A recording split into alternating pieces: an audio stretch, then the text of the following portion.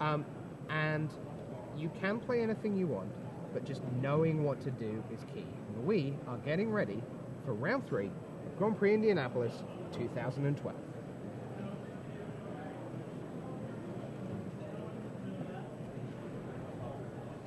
Hello everyone, welcome to round 3 of Grand Prix Indianapolis 2012. Rich Hagan and Sheldon Menery here in the booth with you. And we are going to get to the action. There you see Mr. Patrick Sullivan of the United States getting ready to rumble against Curtis Droge. Seems like there's some discussion going on between Pat and the judge there, but I think that's placement of cards. We're going to make sure we get on camera the graveyards. It's pretty significant that plenty happens in this format. Graveyards, super technician and director of our program, Rashad Miller, giving us 2 thumbs up for graveyards and a foot. In this format, I mean, graveyards a little important in some decks in standard. Yep. Especially Delver or Snapcaster Mage. In Legacy, graveyards are extremely important. There are many decks that make use of them as an extra resource, almost an extra hand. And in high definition on your phones, laptops, monitors, 50-inch plasma screens at home, we are away with an offered Goblin Guide. And if you're thinking, hang on, why is this being offered? Well, because you can counter spells on turn 1 with no land. That's what Force of Will can do. But Pat makes his Goblin Guide off Volcanic Island and attacks for the first damage of the game. Curtis reveals the top card of his library is not a land, so it doesn't go into hand. And Island from Curtis to get his tournament rolling here in round 3. Ponder from Patrick. And again, so the question is, are you going to daze? Attention players in standard window box number 2, your event is now ready at the gathering point to the left of the public event stage. Once again, players in standard window box number 2, your event is waiting for you at the gathering point to the left of the public event stage. And like a lot of things in Legacy, Sheldon, the cards, it's not just what they are in themselves, but it's the other cards they interact with that make them so good, in the sense of Brainstorm, you put 2 cards back on top. If you've got a Senses Defining top, you have the chance to get things away. Crack lands, fetch lands. You're constantly able to get rid of the things you don't like at the top of your deck. You have more control of what's in your hand, and again, that's one of those decision trees that better players know that they're better at making. Okay, should I keep this in my hand? Should I put this on top? Remember that Curtis at this point really, I mean, he suspects what Patrick is playing, but could there be a Hymn to Tormek in his hand? Or could there be some other random discard spell that I don't know about? Knowing what to keep in your hand, what to put on top of that Brainstorm. That Brainstorm seems a very simple card on top. Draw 3, put 2 back on top of your library. It's one of the most difficult cards in all of Magic to play. Absolutely. So Arid Mesa quickly cracks away for Sullivan. Arid Mesa is certainly only there to thin out Pat's deck for him so that he can get more mountains. There are no planes as far as we've seen. Once again, players in standard window box number 2, your event is waiting for you at the gathering point, to the left of the public event stage. Something several people said to me yesterday when in the 2-minute drill was that you are really rewarded for knowing what your opponent is playing on turn 1 or at turn 2 at the latest. Because if you don't know by turn 2 what they're playing, you're going to get punished for it. Yes. You see Patrick there trying to cast another Goblin Guide, which would have given him significant advantage early in this game, and Curtis having the days in hand. The thing is, though, Patrick really doesn't mind that, because for all he loses the tempo of attacking 4 rather than 2, that's a big deal sending the island back to hand. Yeah, it's almost time warping. Yeah.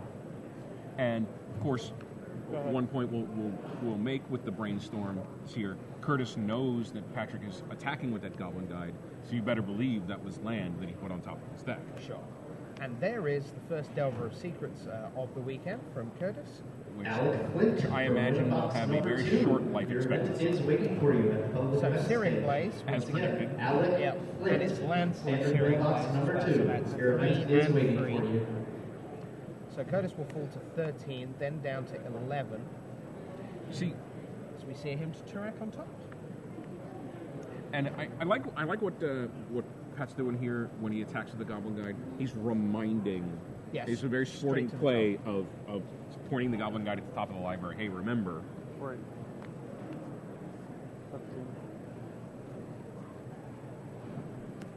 So another Goblin Guide thing, I was talking to Pat this morning and he was finishing off his deck, and a friend of his offered him one of the Goblin Guide promos that you get from the Grand Prix, and Pat's like, no, I don't think so. He's like, what, don't you like it? He said, I like it just fine, but I don't want to play 4 random Goblin Guide foils in my 60-card deck. And so, and the follow-up to that, he said, just imagine the conversation. And Joe says, so why do you have these 4 Goblin Guides? To which my only sensible replies, well, you know, turn 1 they're pretty good, but after that I really don't want to see them. So, yeah, you want to be careful with foils. What you do, I mean, the presence of foils in a deck doesn't necessarily make the deck marked, but foils are more likely than other cards to bend, to curl. So they can, especially if you have just 4 of one card, they can make them easily identifiable on the deck, which will make them marked. See Curtis here on the ropes a little bit at 8. Snapcaster on top, Pat Sullivan holding a Fire Blast and a Chain Lightning and a land. So it could be a little rough going for Curtis. Yep. He's got a black, you know, it's another card in standard that he's playing. Aim for the jugular. Aim for the jugular. And there it is. And so there it is. Goblin Guide bites the dust. But I'm not sure. Well, it's end of turn, tapped out, Curtis. So he may still have Force of Will, back up. There is a Chain Lightning and straight to the pen and ink. So Curtis falls again. So now Pat is just doing the math on whether it's worth fire blasting right now or not. I mean, Curtis went straight to the pen. I mean, it was literally, there's a chain, so that's either a tell or it's a really clever piece of, maybe, because Pat just, yeah, so there we are. Fire Blast, and yeah, that'll do it. Thank you so much. So that's game 1 to Patrick Sullivan, who has 3 Grand Prix top 8s to his name, dating right the way back to Grand Prix Philadelphia a decade ago, and that's a lovely shot. Wow, that was charming. I hope you enjoyed that on your 50-inch monitors at home. That shot we just saw, David Sharkman of Florida cut off by that shot in the background watching his match. Of course, GP champion. Yeah, in Paris, 2011. There he is. There we are, in the green hoodie. And there we see Rashad Miller, director of this year's program, just walked off screen. And also Andreas Gantz, directly behind Schaffman, one of the Europeans, been traveling the world, one of the editor of blackborder.com. He seems to be sitting consistently just below the radar. He makes top 16s, he makes top 32s, he makes day 2 of Pro Tours, and then when you come to say, well, what has he actually done? And the answer is not an awful lot. You know, he's just hovering below the top tier. A couple of national teams. So players gearing up to sideboard, and again, we will be a little leery of discussing in detail what players are sideboarding in and out, because this is, let's face it, another round before some players have even started their campaign. I'm certain that what the three by players are doing right now is watching Gigi's live coverage of round 3 of Grand Prix in Indianapolis, because whatever else could they be doing? There's a story involving Jacob Van Lunen and Steak and Shake, and I can't possibly tell it on air. But yeah, I imagine you're right. That's what they're doing. Reminder that Steak and Shake not a paid sponsor of this program. Indeed, other fast food establishments are available. Right. That's the BBC line that they do when someone does that. Is that? Nah, let's. I don't even want to talk about that. That's so bad. Did you just pull out of a pun? No. Oh, okay. That's all right then. Because that would disappoint me if you'd withdrawn from a pun opportunity. No. Yes, that's just not. It's not right. So there's Curtis, who I'm going to take a wild stab in the dark here and say he's going to be on the play in Game 2. One of the features of Legacy that we haven't seen in that first game is that, as people said all day yesterday, mana bases are almost perfect for every deck, except for the existence of Wasteland. Wasteland is a really big deal in the format. The better players are always looking to imagine what will happen if Wasteland is the next card they see from their opponent. In terms of what am I going to tap, what am I going to search for. And you even saw Curtis ended the game. It was irrelevant as it happened with an island and a swamp. Not getting a non-basic land. He knows the price of progress is around. Why open up another burn spell unnecessarily? Correct. Again, this goes right back to what we were talking at the top of the show about decision trees. Every little decision that a player makes may have long-range implications for the play of the match. It's okay as long as you don't have to drive. And the current game he's in, plus the match. In Legacy, players are thinking all the time. Things that kind of seem innocuous in other formats. Graveyard order matters. In Standard, doesn't. The order of your graveyard doesn't matter. There are cards in this format like Corpse Dance, which takes the top creature card off. Oh, Corpse Dance, what a spell. That was a Tempest block Tempest, card, right? For an instant, for a black and 2, and a buyback of 3, by the way. Right, yeah, so it was... Put the top creature card of your graveyard onto the battlefield. It has haste, and exile it at the end of turn. Of course, you're playing graveyards. You know that there's a Goblin Bombardment or a Greater Good or something to sacrifice that to later on. So Curtis is going to go to 6, Patrick Sullivan keeping his 7. I remind you that the You probably noticed the checklist card in Sullivan's hand. In Legacy, by and large, checklist cards turn out to be Delver of Secrets. From the outside, inside the building. I encourage you to... There's the aforementioned Wasteland, I think, in Curtis's or at hand. least, please be kind with the guards. So, They are just doing their job. kick Thank off you. with Delver of Secrets. And there it is. Yes, it will be in Sextile Aberration very soon. Yes. But doesn't actually arrive as a 3/2. So I think, does Pat have a Goblin Guide in his hand? That would be interesting, because that would be... Why You would Delver first instead of... Maybe Just to eat doesn't- that removal spell. And doesn't want to give land away. Maybe. I don't know. Why would you... That seems like the good play, because if the Delver isn't met with some immediate removal, Yep. Goblin Guide, remember, has haste. So when you can drop that on turn 2, already attacking with perhaps a 3/2 insectile aberration. So now here is a Goblin Guide attacking 2. There's another go for the Revealing throat on go for top. the throat. Yeah. Not long for this world. But probably long enough to attack again, trigger the top of the deck, and then Curtis will say, Certainly. thanks for that bonus land, at least that's what he will hope, and then I'll send it packing.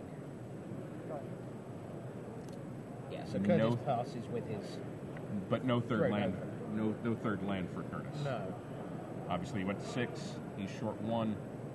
He's gonna think very, very hard about when he wants to use that Wasteland, because right now It's half of his mana. Yeah.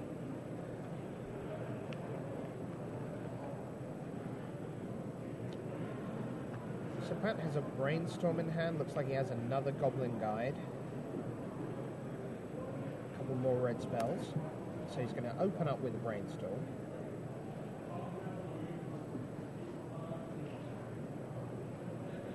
Well, looks like Curtis is... that's interesting. Going to respond to the Brainstorm with Go for the Throat for the Goblin Guide. So not going to allow the Goblin Guide to attack in and give Curtis possibly a bonus land.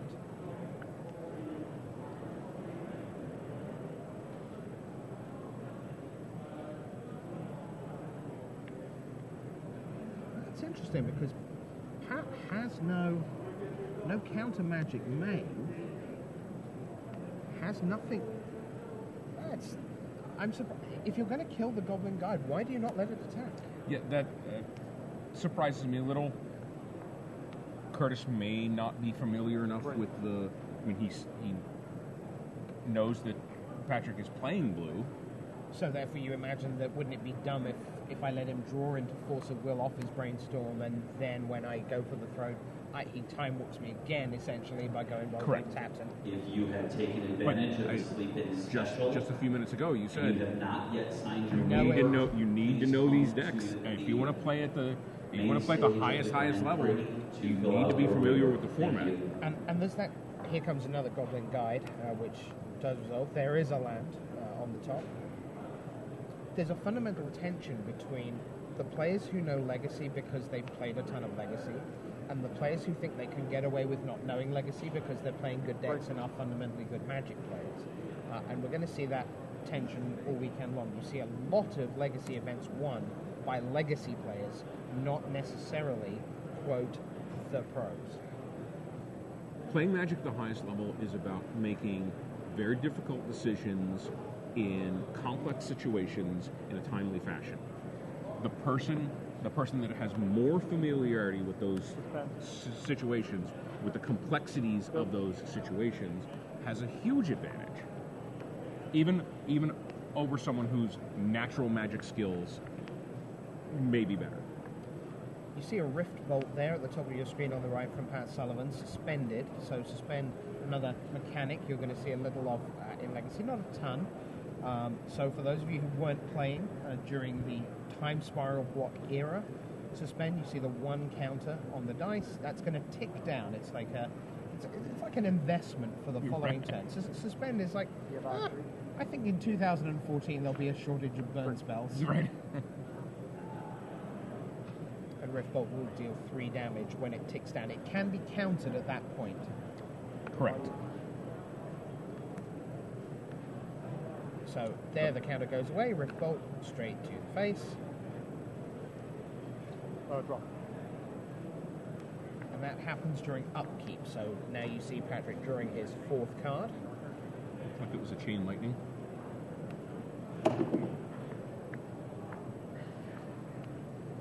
So that Wasteland currently still doing regular land duty for Curtis, if you will.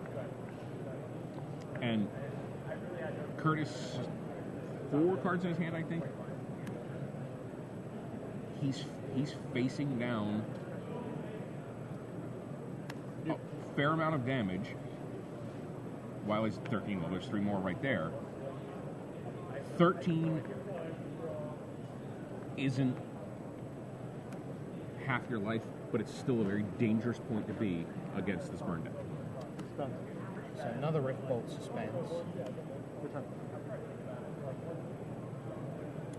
Fetch land for Patrick, the Wooded Foothills, probably means... So there's Go for the Throat for the Goblin Guide. Probably means probably means Curtis is still going to stick on that Wasteland for mana. He's not going to keep. He's not really going to keep Patrick off of anything. Sure. Yeah, so the Wasteland's over. Right. In a sense for this against this particular deck. Yes. Now Curtis is a 10. Might feel okay because Patrick only has 1 card left in his hand. He's going to have the Rift Bolt go off. He only has 1 card. If he can establish some control back here, he might have a shot at this game. Curtis wants to have a look at Sullivan's graveyard, so he's had a good look at that. And now land number 4, 2 of it becomes, now that is a ballsy play. That's a dark confident. That is. And Patrick, arguably, just lets it live. Of course, I mean, because you sit there and you go, well, I mean, you're going to get such card advantage from that. Nope, I'm going to put you to 7 and watch you kill yourself with Bob.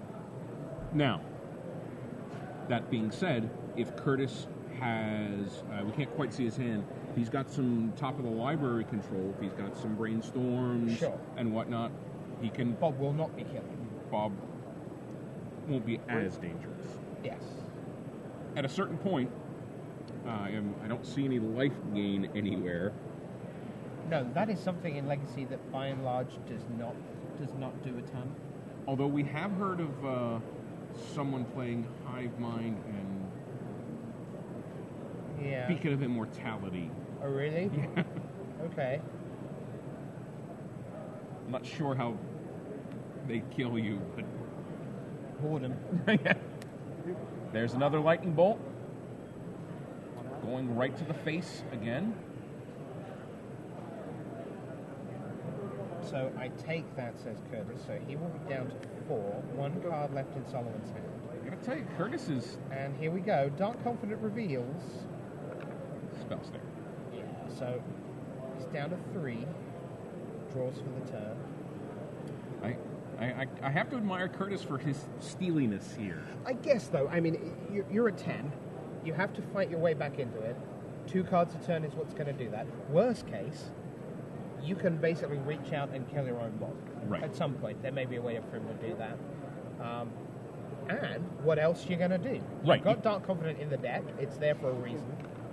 Right. This is the reason. I think we talked a fair amount in Orlando. We talked a fair amount in Honolulu about good Magic players giving themselves ways to win games that are otherwise lost. Yep. And when you're at 7v the burn deck, you might already consider it lost. So Curtis is going to give himself a chance to win this game. Like you said, card advantage is the only way he's going to do it. We do see a Flooded Strand came down, which was what Dark Confident revealed. And Sullivan now is at the point of stockpiling, basically, to get through counter Magic. Because at the point at which your opponent playing blue has 5, 6, 7 cards in hand, somewhere in there's a way to put a spanner in the works. So Sullivan now trying to reload over a period of turns to a critical mass of burn that can fight through a Force of Will, fight through a spell snare that he knows is there if he needs 2. He's got a Fire Blast in hand and a Brainstorm. See, 1 more. And there you go. That's a Vendilion click. That's Bob killing me. And that's 2-0 I thought maybe you had like Blue Blast or something. who we are like, hoping is going to join us in the booth when he so. swept up his permanents with a 2-0 victory. It's not going to take him very long. No. Indeed not. So, a pretty routine victory, all in all. It's the way that deck wins. See Frank Lepore over Sullivan's shoulder there. He's one of our text colleagues this weekend alongside Mr. Nate Price. So Sullivan advances to 3-0 after his 1 bye. Droge back to 2-1. All the pros are in round 4. I'm like, well, he's basically so colors, and he run through some of the players who are here this weekend. Todd Anderson is here. Michael Belfato was top 8 in Legacy at Columbus. Michael Burnett has a Grand Prix top 8 going all the way back to 2000. That was extended long before Legacy even existed. Sam Black is here, 3rd at Pro Tour Philadelphia, of course. Chris Calcano, we're hoping to have a chat with him over the weekend. You see Owen Turtenwald there, just coming to take a look in. He was one of the sleep-in special players who just decided, you know what, why don't we have the morning off and just saunter in round about lunchtime.